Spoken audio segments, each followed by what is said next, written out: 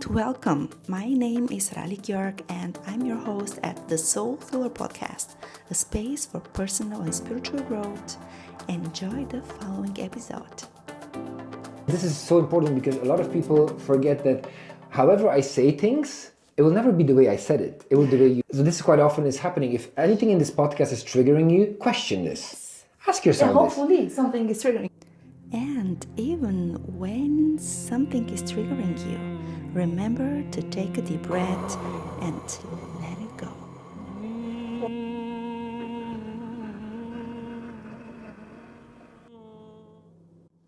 Every week, I will introduce you to incredible people who are managing the body, mind, and soul game in different, unique ways. We will talk about spiritual practices and other helpful techniques and tools that will help you to improve your spiritual, physical, mental, and emotional health. This is a good question. I do think that I can speak for myself, that I'm very much an empath and that I'm very connected with my emotions. There's something that's happened, so it's an external trauma of some sorts that has then presented itself. There's been a car crash, or you've fallen over, or you've injured yourself. You will meet experts from different fields, life coaches, doctors, trainers, entrepreneurs. So ultimately, it's just labels that again doesn't reflect our true nature, which is way deeper than that. To enjoy the most incredible human experience in this lifetime, we need to take care of the body, the mind, the heart, and the soul in many ways. By spending time outside, I think it's just a really great way to burn more calories in a fun way. And of course, there's other health benefits to it as well. And you were one of the most positive people I met. Namaste. Hello and welcome to another episode of the Soul Filler Podcast. The story of my guest today is really, really inspiring. He is Bram Kofrage, and he is anxiety and high performance coach. And today he will share with us his inspiring journey from alcohol, drugs, anxiety to coaching, living his dream life today, success, and performing on a higher level. Thank you very much Thank you for having me. Being here, for sharing your story, your energy, and your light. So how did your journey start? How did my journey start? How you got here? Like today, performing or preparing for Ironman, motivating and coaching so many people, inspired them, and it wasn't always like this, right? It wasn't always like this, no. Yeah. No. I think where my journey started from being, from having an easy life and everything was flowing well, was my aunt committing suicide when I was 14, 15 years old. Being in high school, having that of a trauma, that impact was huge. Yeah. So wow. You don't only kill yourself, but you also kill people around you a little bit. And since it's so impactful, it was very hard to cope for my parents as well. So what happened was that I didn't have this place where I could process my feelings or my thoughts. And what I did, I went into the bar. That was what I did. And I got blackout drunk that day, like blackout. And that's where it started, the bad journey, the running away from my feelings and thoughts. Yeah, definitely. How long it went like this? Yeah, for some moments it was only escaping. For other moments, I had a lot of fun also. I must say, I did have some fun nights. It was not only... Of course. But it was a lifestyle of working in bars, smoking weed a lot, drinking alcohol a lot. And then I always got to this point where I couldn't stop or something. I couldn't stop. I didn't have the control to stop, so just no boundaries, just keep drinking. Wow. And and it took me let's fast forward 12 years of unhealthy lifestyle until the point came that I had a manic episode. So something, Okay. snapped. Okay. But what happened? What happened was that after I was in a bad time with my lifestyle. So for 12 years I had an unhealthy lifestyle. At the end of my college, drugs came with it. So cocaine, smoking weed, drinking, but also other drugs came with it. And it was in COVID time. So there was no society correcting my behavior. There were only my flatmates and other student places. So everywhere I came, it was kind of normal Wow. to use drugs and to... It's the environment, yeah. That was the environment. So I was on a lost soul party every day, almost. Just people trying to reach the next level of consciousness in a bad way. Because you never come to that next level. It just ends up with the sun rising and everyone being lost. Like, what are we doing? Fuck. So... It's an illusion, right? Yeah. Wow. And I remember my oldest brother telling me, that's a lost soul party. Wow. Yeah, lost souls. Lost souls. Lost souls. Yeah. Not knowing, what am I doing on this planet? Where should I go? So because we ignore so much of where our soul does want to go, we just numb it out. And for me, what happened with the manic episode was that I used this psychedelic drug, and my intellect, my rational mind, how to say it, was working against me. Because I asked this question, like, who invented fire? Wow. And I wanted to know the answer. I just had to know the answer. And that's where I lost my mind. Wow. Because I didn't believe in spirituality or soul or God, or I believed in nothing. It was just the physical world. So then then my mind was rationalizing, who invented fire? How could this exist? How can I be here? And that's where I just kept thinking in logic sense. Questioning everything. And that took some months, let's say. Okay. Until they locked me up in São Paulo here in Barcelona. Wow. Because I really lost my mind. Wow. Yeah. And you remember a lot of this? I remember everything. Okay. Well, almost that's the everything. Journey. Yes. Yeah, that's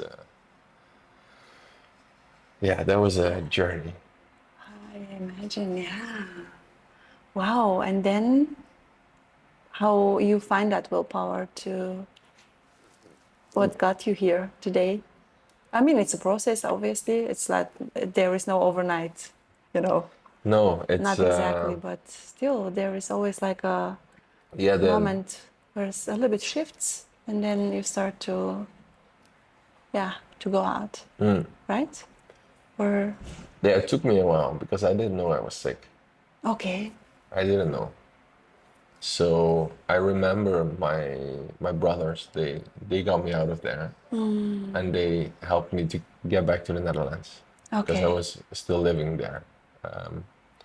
So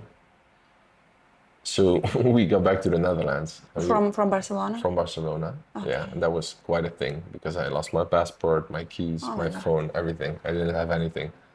I slept in the streets for like 2 nights. How long? Okay. Yeah, and then I was 2 weeks in São Paulo. 2 weeks. Yeah.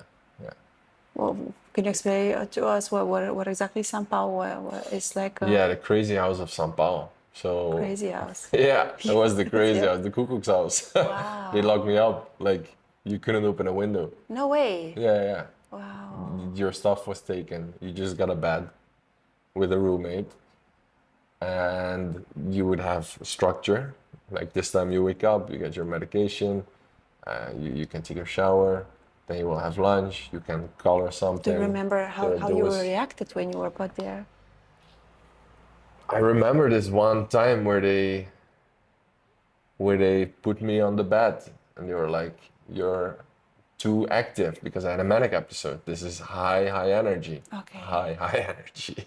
Wow. And I thought I was on a mission and I was saving the world with love, and it was love. There was no harm in there. That's Yeah, that's the good happy, part, yeah. like the good part. But then I remember I had to lie in my bed. They used these things to keep me there because I was wild. Yeah, I didn't like that they locked me up. Sure No. not, yeah. Wow, thank you No. for sharing this. Yeah, I never shared this one. I remember myself doing this Rubik's Cube with one hand.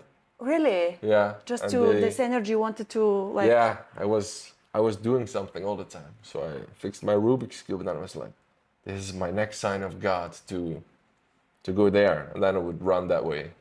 And I would look to the left and be like, oh wow, this is perfect. And everything was meant to be, but too much.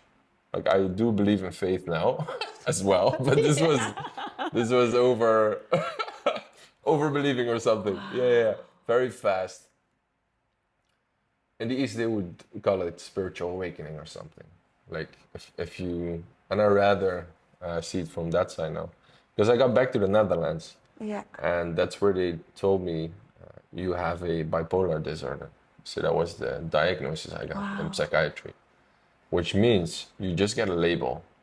They give you this label with your new identity on there. Yeah. Sick. Forever. Sick. Patient.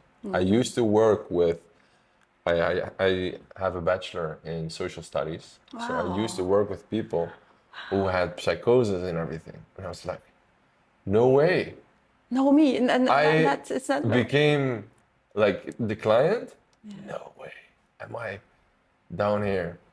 And people were coming over to my place in the job I used to do, walking with me outside for 20 minutes because after the manic episode you get the depression. The body has no serotonin, nothing of luck is in there. Yeah. It's all spent.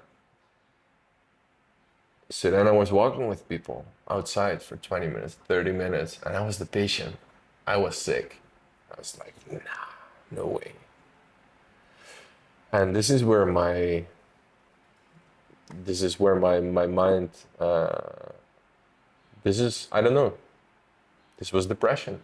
And I didn't want to live anymore. Wow. Because the future I hold for myself was just being in a flat, smoking cigarettes, probably having some cats around me because I wanted love and life.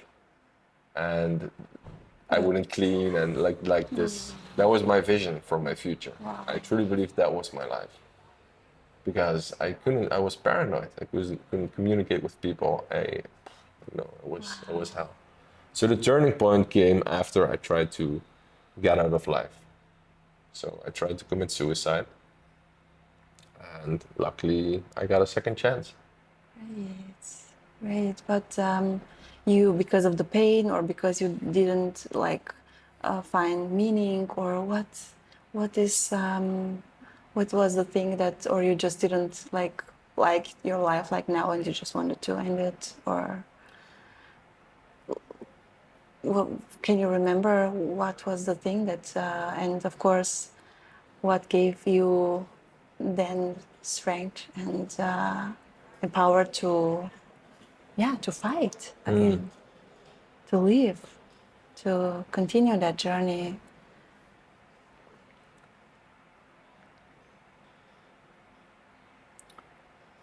Yeah. Well, first of all, it was peace of mind that I desired. Yes, peace of mind.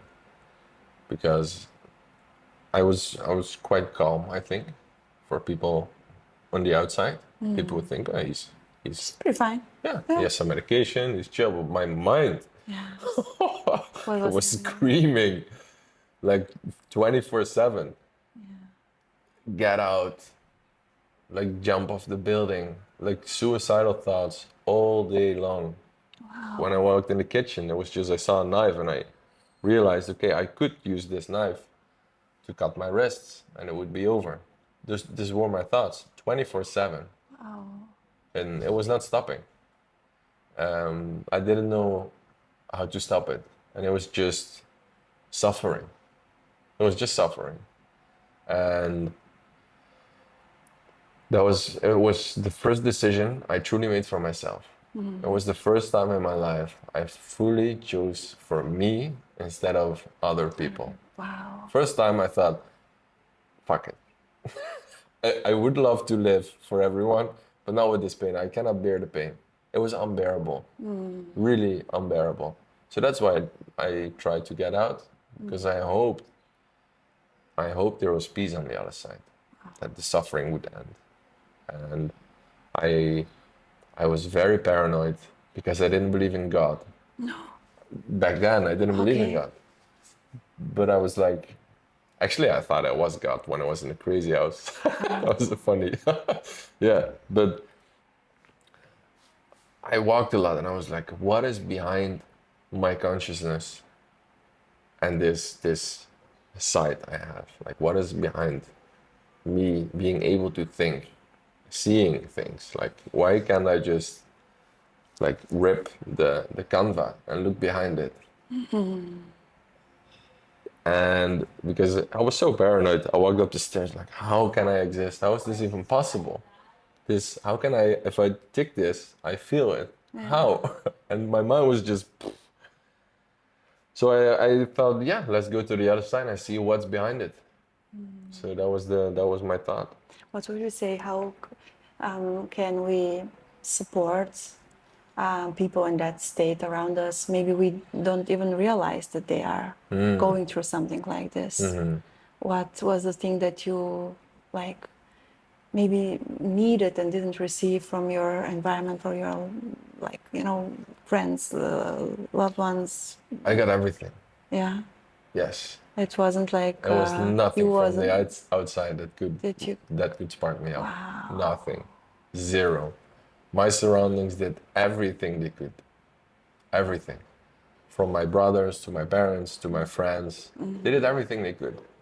Did I want them to do different things? Sure. But how in the world can you know how to handle someone who is suicidal? Like, my friend would just invite me over to play a video game. And I would feel this huge discord.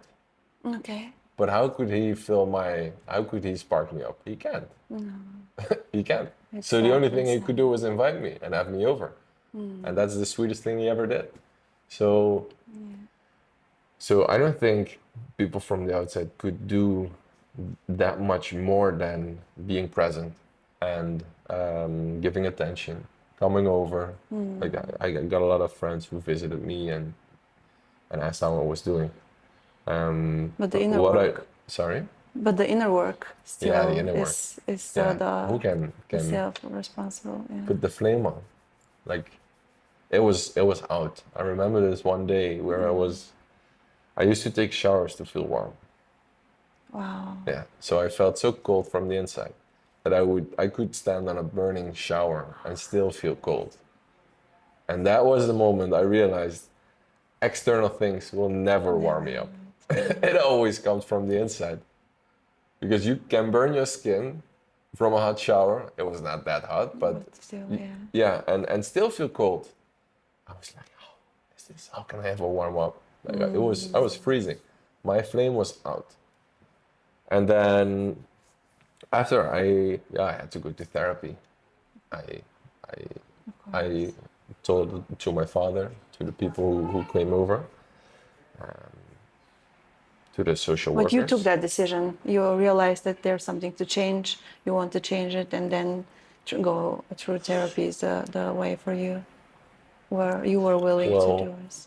Well, after a suicide attempt, that's rock bottom. Yeah. That's rock bottom. And I didn't know what to do.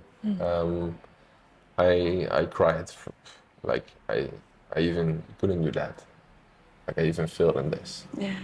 There's nothing lower than that. No self-love, no self-care, no self-confidence, nothing. And then I told it, and they were like, this is not good. So we have to change things. Like, the treatment has to change. Yeah. So I went to the psychiatrist, we talked, and I had to take new medication and go to therapy 3 days a week from 9 to 3. Wow. And yeah, that was intense. Wow. That was intense. Yeah. I think for 9 to 10 weeks, from 9 to 3, 3 days a week. Wow. That was intense. Like, Like really intense. And my mind was still suicidal, but I knew I have to go. I have to. There's no way back. yeah. And 2 days after my suicide attempt, I went to this German little town with my mother, Okay. and it was a very special experience. I wanted to light a candle, and I felt this presence of my aunt. She's on the other side. Like she killed herself, but I felt this presence, and I made the commitment. I told her, okay, you're on the other side. I'm still here. I tried to come your way, but I failed. So I might need to be here. And I decided, and I made the commitment, I will overcome my disease. So that's where I got the insight, I'm sick, so I have to change. I have to overcome this. Yeah. That's so So powerful. that was the thing, the commitment. No matter what, this pain was unbearable. I decided I will stay in this lifetime until it's time to go. I don't have to decide it myself. I will go one day. So I made the commitment that I wanted to stay. Yeah. And then you go through the And then I went whole through journey, therapy, therapy. the whole journey. Yes, yes. And from there it went quite fast, like Yeah. fascinating fast. Yeah. Yeah, After you decided, fascinating fast. hey, It was hell to go through therapy, but I went every day. I was true to my loyal to the medication, to the treatment. I talked a lot. They gave me so many tools about my lifestyle, like don't drink caffeine after 12, or meditate, or don't use blue lights in the evening, eat healthy foods, just lifestyle. And I applied everything. I didn't meditate for 5 minutes, but for hours, walking hours. Yeah. Then they told me you also need some patience. But it went fascinating fast. Yeah, I remember my psychiatrist say like, I don't know how you did it, but most people take 3 to 4 years years, yeah. to be a little bit stable. And I tried to get out of life on the 10th of May 2022 and 17 August 2023. No, 22. Wow, yeah, 22. The same year, like 6 months later, my complaints were in remission, so I was healthy again. Wow. Yeah. Amazing and really, really powerful. And yeah, also the evidence, that no matter where you're in life right now or wherever, something is happening all the time, there is always a way out, right? But the decision has to be made Yeah. and that commitment to yourself, hey, I'm going through it no matter what. Yeah, so powerful. Yes, there is a way out. Yes. How does your lifestyle look today? Yeah, that's we're excited to talk about. Yeah, tell me more. Yeah, now I wake up at 5 a.m. in the morning. 5 a.m. club. 5 a.m. club, yes. I made a small change. I do a wealth conditioning program from 5 to 6. I count my money and everything. I do affirmations, some movement, and then I do meditation, I journal. Great. I read, Daily, yes. like all those the things. No, Monday to Friday. Yeah. Yes, yes, all those things. But also on the weekend I do those things. Yeah. And probably even more. Yeah. Yes, then the moving needle activity for the coaching business or public speaking. And then I do my workout and then I start working. So that's my morning routine. Wonderful. And it's from 5 to 9, 10. Yeah, yeah.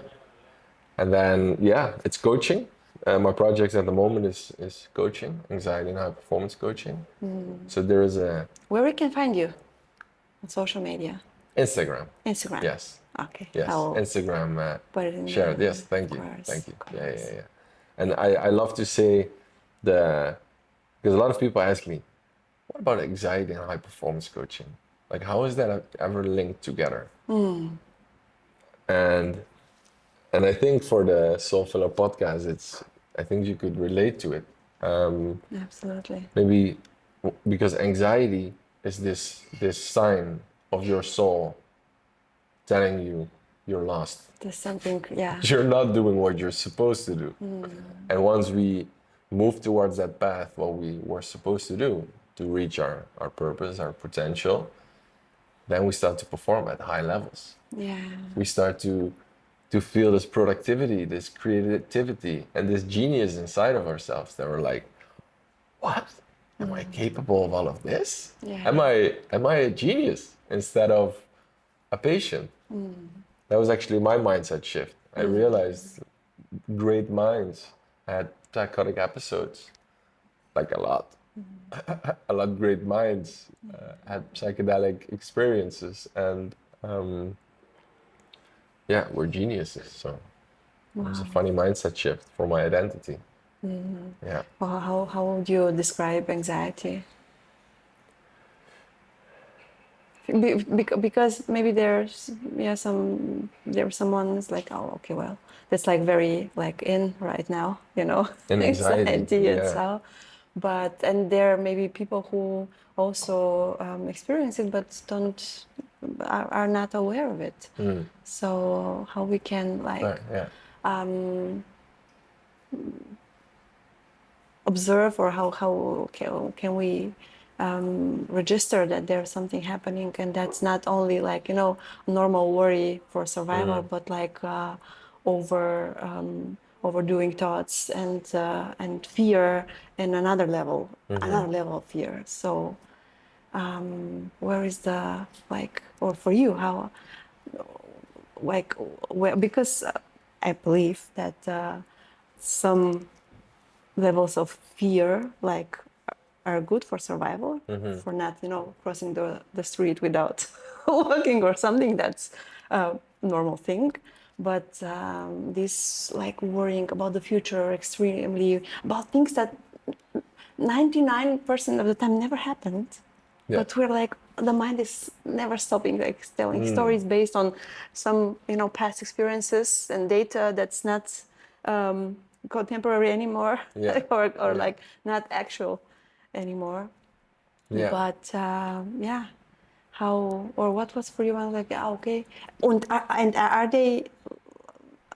I mean, I believe it's maybe only my experience, and I'm curious what you think. But that is not something that you just remove for forever. The mind is having those tricks and ways to just to thinking again, and to give us those moments of anxiety again. Yeah.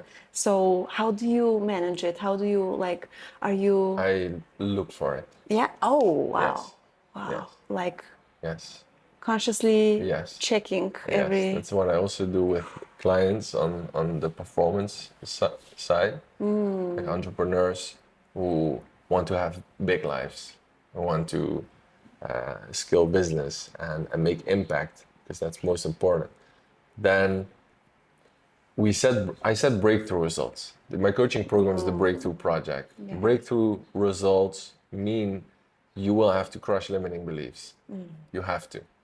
So normally we set a goal we know we can achieve. So then we avoid anxiety, Yeah. because we want to make sure. We don't want the fear creeping in that it might not work out. Yeah. And Yeah. Sure. so then I say, put a bigger goal. Yeah. So wake up the anxiety. And with setting this goal, And use it I as a will tool. teach them that they need to, I always say, you have to face the angry dog one day. You have to get through it. Like on the other side of fear is freedom. I love this. Yes. Yeah. So you can seek the anxious part. You can seek the fear to overcome it. Then, yeah. So you're looking. Looking for it, because For it. once you train hardship, you become good at it. Like if you avoid certain situations, if you don't want to take your responsibility, you get anxious because you don't trust yourself capable of handling the situation. You get fearful and, can I do this, yes or no? But once you overcome this, in small ways, starting in very small ways. Yes, starting very small, and one step by at a step. time. Yeah. Yes, yes. One client I used to work with, I still work with, she didn't dare to go to the supermarket, for example. So doing groceries by her own was a breakthrough. Now, the first step is to get out the house and make a walk. Don't even go to the supermarket. Then, sorry. Then the second step could be to walk to the supermarket and still don't go in. The third step could be walk in the supermarket. You don't have to buy anything, but just walk in and walk out again. Do that 10 times. And then you buy one thing and you get out. And then you do two things. And then you talk to someone in the supermarket. So it's step-by-step repetition, practice, practice, practice. So this is the same with anxiety. And maybe social anxiety is the most known form of anxiety, most experienced maybe. Like a lot of people have social anxiety. And once you practice it, it becomes easier. Yeah. It's like exposure The therapy. first step is the hardest, right? The first step is identifying what I'm afraid of. What is my anxiety about? Because some people found it easy to talk with people, but have a different anxiety. So what is it you're anxious about? That is something to think about. Yeah. First identify it and then just expose to it. Exposure. Yeah. Exposure. Absolutely. It's Yeah. like healing or managing a phobia from dentists or something like this, like step by step, just a little bit, Yeah. and a little bit more until you you're must have sitting seen there. people in your chair like Absolutely, yeah. Of course. yeah, sweating and very anxious. Yeah. Wow. So that's about anxiety. And back to your lifestyle and I believe that we are complex beings. It's not enough to just meditate all the time and wait to Well, it could work if you're like isolated in a temple or so, or so without distraction of a normal world or not normal but like the social world. Yeah. But we need to take care of our bodies, of our health, about and the soul, obviously, also of our mind and emotions. What is your experience with? It's like a complex work, I love it how you put it, because that's what I work with. Yeah. I purely work on the inner world because the outer world is just a reflection of it. Yeah. And what I told about the fire, we have to do it ourselves. We cannot rely on anyone or anything to charge our batteries. That's our job. That's the one responsibility we have, to charge our own batteries. Yes. So people can plug in with us. You can share energy. You can give energy to people by just shining your soul. Yeah, absolutely. And now, how does it happen to me? I believe in treating the soul, the mind, the body, and the heart. So those are the four things I work with people. That's the fantastic four, I love to call it, to self mastery. So just imagine, this is what I believe. It's the soul coming in from somewhere. I don't know, but it picks this body, this lifetime. Right now, I don't come from Japan. I'm from the Netherlands. So it just took that place. And now we have this body. We should treat it well by proper training, movement, rest and recovery, nutrition and fasting. Just that's the physical thing. Yeah. But then we have the heart, which is it's just a guidance system. We get feedback from it. So I go to this party with those people, and my heart is telling me, get out. I'm anxious. Okay. I don't like where I am. That's a sign that's anxiety, telling me I should go somewhere else.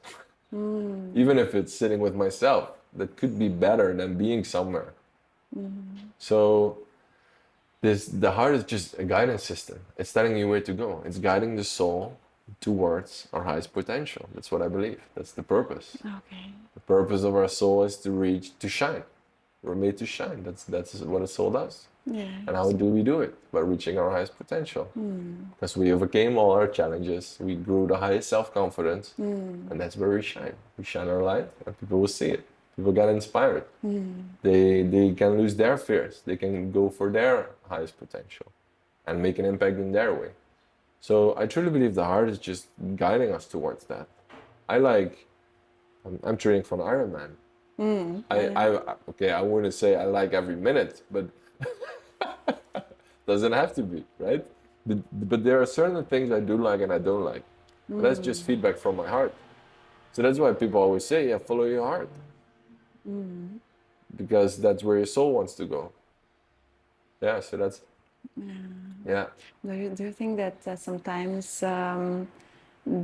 is or the expression of the heart is a little bit blocked, so we cannot really see through it? So we, let's say, intuition or just a feeling, it's like covered with some other stuff from the mind, and we think that's the right thing to do. And so I don't know, maybe it's conditioning, maybe it's like, I don't know, some trauma, whatever, other experiences. But what do you think? How we know that we're in alignment with the true heart energy, with the true being and self in this, in this journey? Yeah. Oh, yeah, when you're there, you know. Right? You will feel it. Yeah. That's how it works. Everything else. You just feel it. Once you're there, it's not something you think about. There's a big difference about thinking and feeling. Yes. Feeling is experiencing, and thinking is just logic.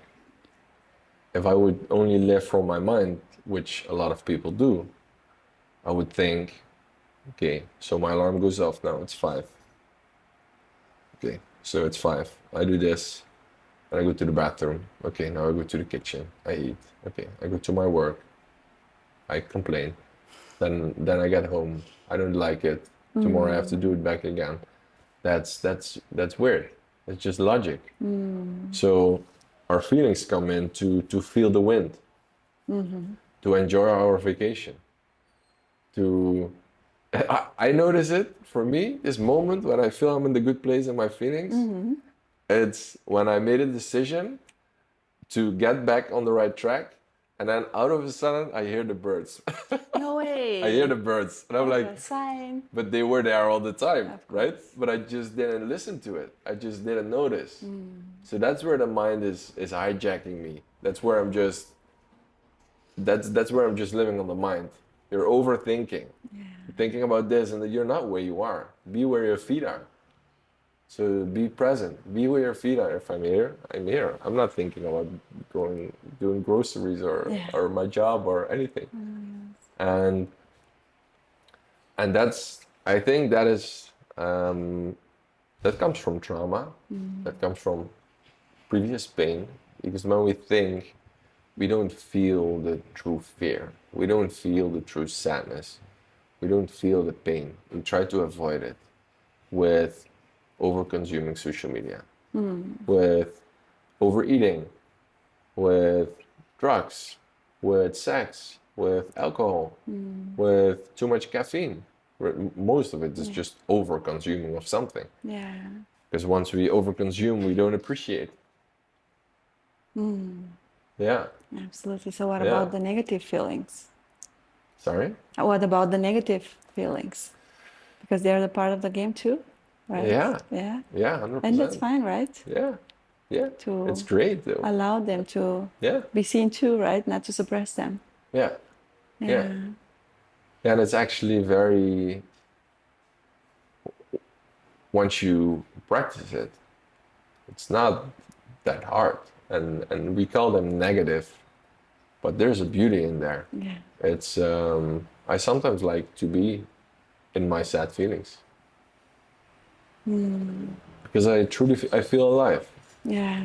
I know it will bring me somewhere, and I know it's part of the journey. So instead of suppressing it somewhere and running from it, I sit with it.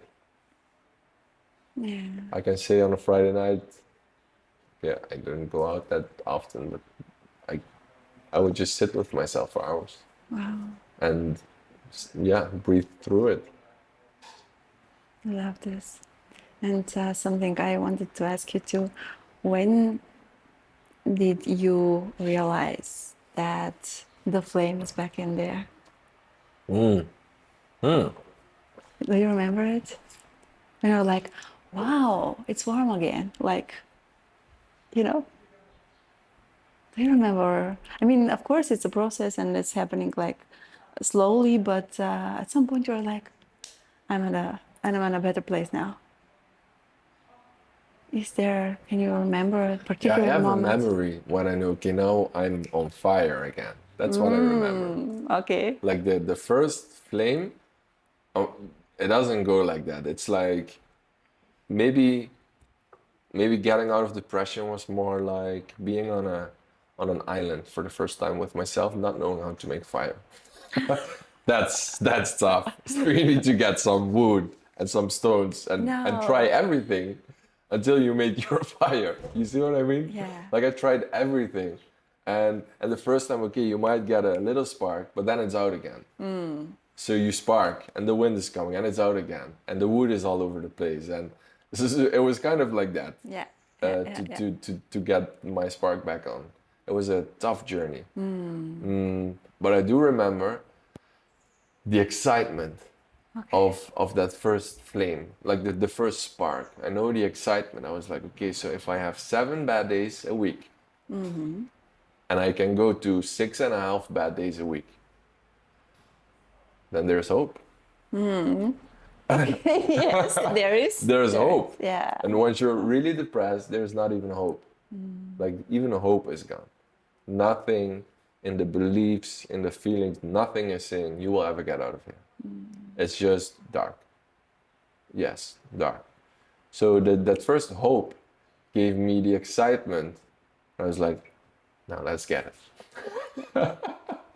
6 bad days, 1 good one. Okay, 7 bad days. Okay, 5 bad, 2 good. And then I got it. That was my new habit.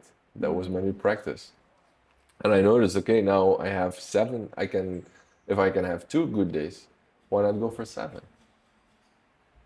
And that became my new thing. Okay. To aim for the best, to get better and better every day. Yeah, always. And that's what I'm still doing.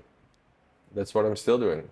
But I do remember this moment of when I remembered I was on fire, and that was when I got back in society. Because I was at home for months. Yeah. And I went to this place. My social anxiety was through the roof. Like I didn't dare to go anywhere. I was sick, but I had to go back to society. Living off social securities also was not very good for my confidence. And it took me a few months to just do volunteering work. But then I started working 4 hours a week, unpaid. But I got the opportunity to do a presentation in front of a group of people who were in a similar situation as me. They went through hard times, tough weather, they were living off social securities, and they were guided back into society. So I got the opportunity to use my lifestyle experience to inspire others. Wow. And I was standing there, How beautiful. and I did this presentation about time management, I remember. Because the guy who gave me the opportunity was like, you get up at 5 a.m. every morning? Like, you're dedicated to become better, huh? Yeah. I was, yeah. Wow. And he gave me the opportunity, and I was standing in front of this group. I did the presentation, and everyone was so happy how it went. They were all like, you did a fantastic job. Wow. And I was on my bike back home. I was like, Yes. I did it. Cool. I did it. And that's where my love for stage came.